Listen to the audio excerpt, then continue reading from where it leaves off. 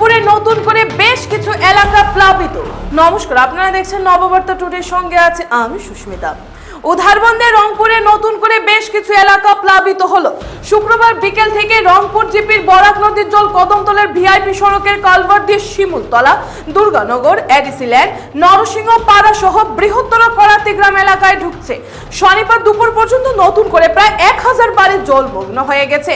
সব প্লাবিত এলাকার প্রধান সড়কগুলো জলের তলায় চলে যাওয়ায় মানুষ ঝুঁকি নিয়ে চলাচল করছেন। খবর পেয়ে শনিবার এলাকাগুলোর কিছু অংশ ঘুরে দেখেন রংপুর মন্ডল বিজেপির সভাপতি বিশ্বজিৎ দাস সহ অন্যান্যরা।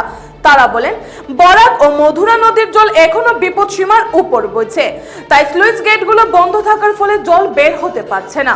পরে বিশ্বজিৎ বাবুরা উধারবন্দ বিধানসভা নির্বাচন কেন্দ্রের মাছুগার জিপির বন্যা কবলিত এলাকায় যান। তারা দুধপাতিল এমবি স্কুলের শরণার্থী শিবির পরিদর্শন করে খোঁজ খবর নিয়েছেন। গতকালকে বিকালবেলা থেকে কদমতলাতে যে কালভার্টটা আছে ভিআইপি রোডের উপরে, সেটা দিয়ে রংপুর জিপির জল এদিকে রাস্তা পেরিয়ে এসে নরসিংপাড়া, এডিসি লেন, দুর্গানগর, শিমুলতলা এবং বৃহত্তর করাতিগ্রাম অঞ্চলে প্রায় 1000-এর উপর জনগণ হঠাৎ করে আক্রান্ত হয়ে গেছেন।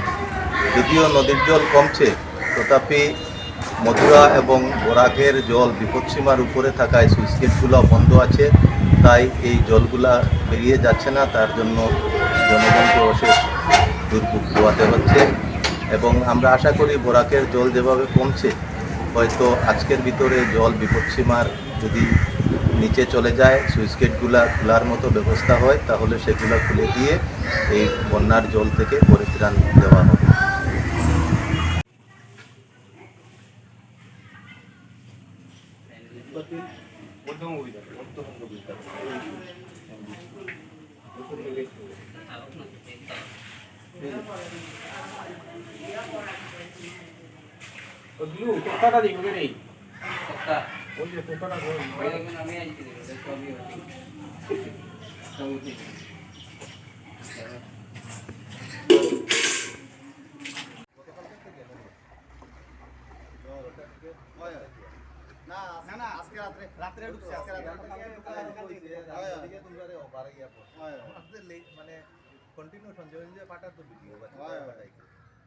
তিনটার থেকে বেশি আরম্ভ হয়েছে রাত্রে, আর এক বেশি একটা ঢুকতো না, জল টানো করে গেছে। আর সাইরাঙ্গুলো বাজলে সাইরাঙ্গুল পাবো, সাইরাঙ্গুল না আমি ওই একাতে পাবো। হ্যাঁ, আর বাকি আই তো দাদা, এটা আমার নাম বাংলাদেশ, তবে বিজা বিজা হয়ে গেছে।